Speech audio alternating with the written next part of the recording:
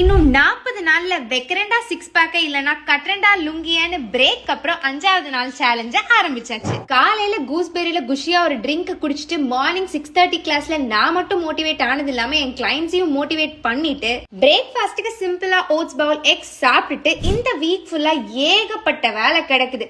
யப்பான்னு எல்லாத்தையும் எடுத்து ஸ்கெடியூல் பண்ணி வச்சதுல இன்னைக்கே ஒரு முக்கியமான இன்ஸ்டா ஃபேமஸ் பர்சனை பார்க்க போறோம். சரி, அதுக்கு முன்னாடி 10 AM கிளாஸ் முடிச்சதையும் 2 கிளைண்ட் கால பேசிட்டு அப்படியே வண்டிய ஸ்டார்பக்ஸ்க்கு விட்டாச்சு. அங்க போய் PR3 பார்த்திபனை மீட் பண்ணி அவங்க diet and work outs plan பேசிட்டு ஒண்ணுமே சாப்பிடாம வந்தேன். ஏன்னா நான் தான் 6 பேக் சேலஞ்ச்ல இருக்கேன்ல.